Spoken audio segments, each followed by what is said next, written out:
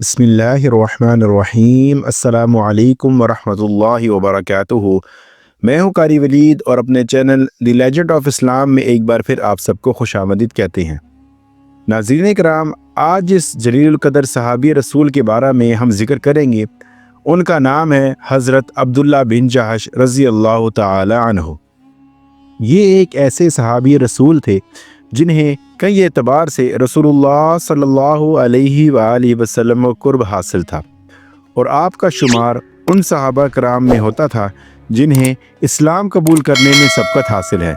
आप रसूलुल्लाह सल्लल्लाहु अलैहि वसल्लम के फूफेज़ाद भाई थे और इस तरह के उनकी वालदा उमैमा बिन्त अबिल मुतलिब नबी करीम सल्लल्लाहु अलैहि वसल्लम के रिश्ते में फूफी लगती थी और आपको रसूलुल्लाह सल्लल्लाहु अलैहि वसल्लम का निस्बती भाई होने का शर्फ भी हासिल था, क्योंकि उम्मुल मोमिनीन हज़रत ज़ैनब बिन्त जहश रज़ी अल्लाह ताला अन्हा नबी करीम सल्लल्लाहु अलैहि वसल्लम की ज़ौजा मुतहरा थी।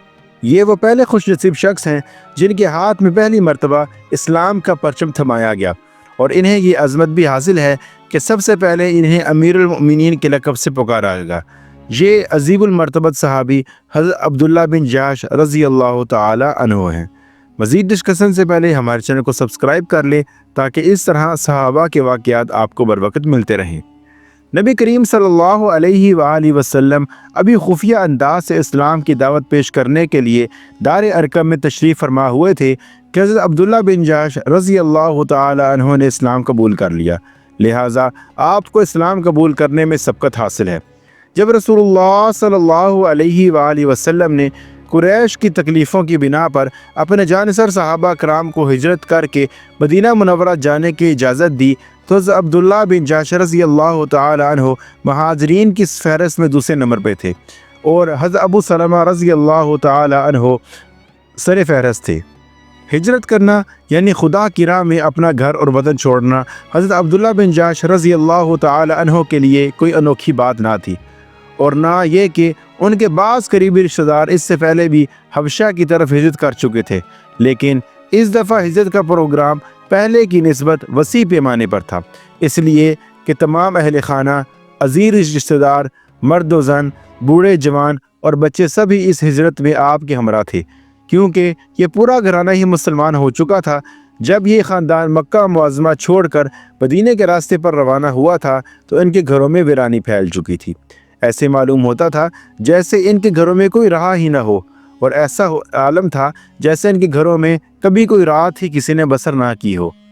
हज़रत अब्दुल्ला बिन जहश रज़ी अल्लाह ताला अन्हु और इनके साथियों को हिजरत किए अभी ज़्यादा अरसा ना गुजरा था कि कुरैश के सरदार मक्का मुअज़्ज़मा में चक्कर लगाने लगे ताकि वो ये मालूम कर सकें कि मुसलमानों में से किन किन लोगों ने हिजरत की है और कौन कौन यहाँ पर अभी तक आबाद है।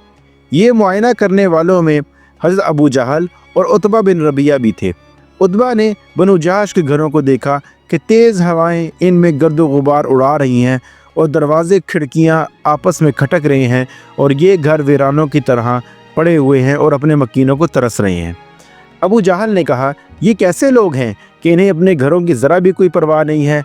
अबू जहल ने तो हज़रत अब्दुल्ला बिन जहश रज़ी अल्लाह ताला अन्हु के खूबसूरत और आली शान घर पर कब्ज़ा कर लिया और इसमें बाकायदा रिहाइश इख्तियार कर ली। जब हज़रत अब्दुल्ला बिन जहश रज़ी अल्लाह ताला अन्हु को इस बात का इल्म हुआ कि मेरे घर में अबू जहल ने कब्ज़ा कर लिया है तो वो इन्हें बहुत अफसोस हुआ। उन्होंने रसूलुल्लाह सल्लल्लाहु अलैहि वसल्लम की खिदमत अक़दस में इस बात का तज़किरा किया।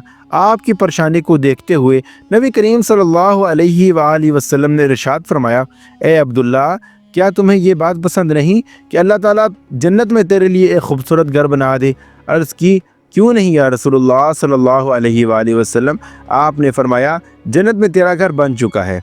ये बात सुनकर हज़रत अब्दुल्ला बिन जहश रज़ी अल्लाह ताला अन्हु बहुत खुश हुए। हज़रत अब्दुल्ला बिन जहश रज़ी अल्लाह ताला अन्हु को यके बाद दीगरे 2 हिजरतों के बाद अभी मदीना में करार ही मिला था कि कुरैश के हाथों बेपनाह तकलीफ़ उठाने के बाद अंसार की मुआवनत और हमदर्दी में अभी थोड़ी सी राहत महसूस हुई थी कि इन्हें अचानक अपनी ज़िंदगी की कठिन इम्तिहान और तलख़ तजर्बे से गुज़रना पड़ा। इस तलख़ दास्तान को ज़रा गौर से सुनिएगा। پہلی مرتبہ رسول اللہ صلی اللہ علیہ وآلہ وسلم نے جن 8 صحابہ کرام پر مشتمل ایک فوجی قافلے کو بھیجا اور ان کی روانگی کے لیے تیاری کی، اس میں عبداللہ بن جحش رضی اللہ تعالی عنہ اور سعد بن ابی وقاص رضی اللہ تعالی عنہ بھی تھے۔ آپ نے مجاہدین کے اس قافلے کو ارشاد فرمایا، آج میں تمہارا امیر ایک ایسے شخص کو مقرر کرتا ہوں جو تم میں سب سے زیادہ بھوک اور پیاس کو برداشت کرنے والا ہے۔ پھر اس پرچم کو حضرت عبداللہ بن جحش کے ہاتھ میں تھما دیا۔ یہ تاریخ اسلام کی وہ پہلی شخصیت ہیں جنہیں سب سے پہلے اہل اسلام کے ایک فوجی دستے کا امیر مقرر کیا گیا۔ رسول اللہ صلی اللہ علیہ وآلہ وسلم نے حضرت عبداللہ بن جحش رضی اللہ تعالی عنہ کو اس سفر کے لیے ہدایات دیں اور ایک خط دے کر انہیں مہم پر روانہ کر دیا اور ارشاد فرمایا کہ وہ 2 دن کا سفر طے کرنے کے بعد اس خط کو کھولیں۔ جب انہیں سفر میں 2 دن گزر گئے تو حضرت عبداللہ بن جحش رضی اللہ تعالی عنہ نے خط کو کھول کر پڑھا۔ اس میں یہ تحریر تھا کہ جب تم میرے اس خط کو پڑھو تو آگے چلتے جانا، جب طائف اور مکہ کے درمیان ایک نخلستان آئے تو وہاں پر پڑاؤ ڈال دینا، یہاں بیٹھ کر قریش پر کڑی نظر رکھنا اور جو بھی صورتحال ہو اس سے ہمیں آگاہ کرنا۔ جب حضرت عبداللہ بن جحش رضی اللہ تعالیٰ عنہ نے آپ کا خط پڑھ لیا تو اپنے ساتھیوں سے کہا کہ رسول اللہ صلی اللہ علیہ وآلہ وسلم نے مجھے حکم دیا ہے کہ میں نخلستان میں پہنچ کر قریش پر کڑی نظر رکھوں اور صورتحال سے آپ کو مسلسل آگاہ کرتا رہوں۔ جو آپ میں سے شہادت کی تمنا رکھتا ہے وہ میرے ساتھ چلے، جسے شہادت کا شوق نہیں وہ بڑی خوشی سے واپس جا سکتا ہے، مجھے کسی پر کوئی اعتراض نہیں ہوگا۔ اس فوری دستے کے ہر ایک فرد نے یہی کہا، رسول اللہ صلی اللہ علیہ وآلہ وسلم کا حکم ہمارے سر آنکھوں پر، ہم تو آپ کے ساتھ وہیں جائیں گے جہاں پر آپ کو جانے کا حکم دیا گیا ہے۔ سب مجاہد ایک ساتھ آگے بڑھے یہاں تک کہ نخلستان تک پہنچ گئے اور ہر طرف راستوں میں پھیل گئے تاکہ قریش کی حرکات کا پتہ چلایا جا سکے۔ گشت کے دوران انہوں نے 4 افراد پر مشتمل تاجروں کا ایک قافلہ دیکھا جس میں عمر بن حضرمی، حکم بن کیسان، عثمان بن عبداللہ اور مغیرہ شامل تھے۔ ان کے پاس قریش کا مال و تجارت وافر مقدار میں تھا۔ مجاہدین آپس میں مشورہ کرنے لگے کہ اب کیا کریں، یہ حرمت کے مہینوں کا آخری دن ہے، اگر ہم نے انہیں قتل کر دیا تو حرمت کا یہ مہینہ ہے، اس مہینے میں کسی کا خون بہانا درست نہیں ہے، پھر اس نے تمام عربوں میں بے چینی پھیل جائے گی۔ اگر ہم نے انہیں کچھ مہلت دے دی تو یہ شام تک حرم کی حدود میں داخل ہو جائیں گے اور اس طرح یہ ہم سے بچ نکلنے میں کامیاب ہو جائیں گے۔ کافی غور و فکر کے بعد انہوں نے فیصلہ کیا کہ انہیں قتل کر دیا جائے اور جو کچھ ان کے قبضے میں ہے اسے قابو میں لے لیا جائے۔ یہ فیصلہ کرتے ہی اس تجارتی قافلے پر حملہ کر دیا گیا۔ ان میں سے ایک کو قتل کر دیا گیا، 2 کو گرفتار کر لیا گیا اور چوتھا بھاگ نکلنے میں کامیاب ہو گیا۔ حضرت عبداللہ بن جحش رضی اللہ تعالی عنہ اور ان کے ساتھی دونوں قیدیوں اور سامان سے لدے ہوئے اونٹ ہانک کر مدینہ لے آئے۔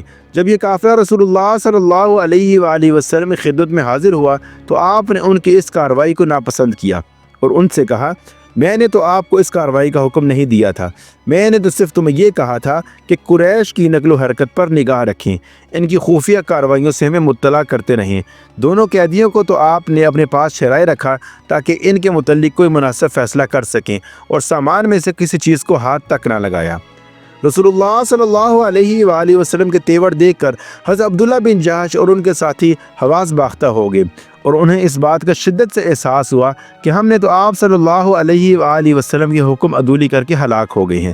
اور مزید تکلیف دہ صورت یہ پیدا ہوئی کہ تمام صحابہ رضوان اللہ علیہم اجمعین نے ان سے بائیکاٹ کر لیا، جو بھی سامنے سے آتا منہ پھیر کر گزر جاتا۔ سب کی زبان پر یہی کلمہ تھا کہ یہ وہ اشخاص ہیں جنہوں نے رسول اللہ صلی اللہ علیہ وآلہ وسلم کا حکم نہیں مانا۔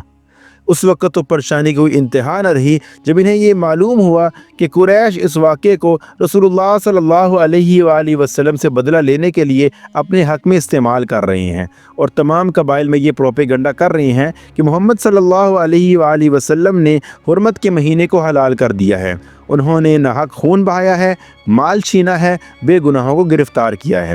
حضرت عبداللہ بن جحش اور ان کے ساتھی بے پناہ غم میں مبتلا ہو گئے اور انہیں شدت سے اس بات کا احساس ہوا کہ ہم نے یہ اقدام کر کے بہت بڑی مصیبت میں پھنس گئے ہیں۔ ایک دن یہ غم اور پریشانی کی تصویر بنے بیٹھے تھے کہ اچانک ایک شخص نے انہیں مبارکباد دی اور کہا کہ اللہ سبحانہ و تعالیٰ نے تمہیں بری کر دیا ہے، اللہ تعالیٰ نے تمہارے اس کارنامے پر راضی ہو گئے ہیں اور اس سلسلے میں اپنے نبی کریم صلی اللہ علیہ وآلہ وسلم پر قرآن نازل کر دیا ہے۔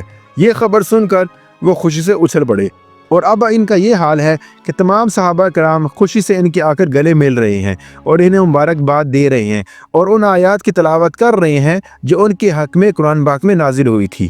ان کی بریت کے سلسلے میں قرآن مجید کی یہ آیات نازل ہوئی تھی۔ یسألونک عن الشہر الحرام قتال فیہ قل قتال فیہ کبیر وصد عن سبیل اللہ وکفر بہ والمسجد الحرام واخراج اہلہ منہ اکبر عند اللہ والفتنۃ اکبر من القتل۔ یہ آیات کریمہ جب نازل ہوئی تو رسول اللہ صلی اللہ علیہ وآلہ وسلم بہت زیادہ خوش ہوئے، مال تجارت بطور فدیہ قبضے میں لے کر قیدیوں کو آزاد کر دیا، اور عبداللہ بن جحش رضی اللہ تعالی عنہ اور ان کے ساتھیوں کی حوصلہ افزائی فرمائی۔ اسے تاریخ اسلام کا سب سے پہلا معرکہ کہا جاتا ہے۔ یہی وہ معرکہ ہے جس میں مال غنیمت حاصل کیا گیا۔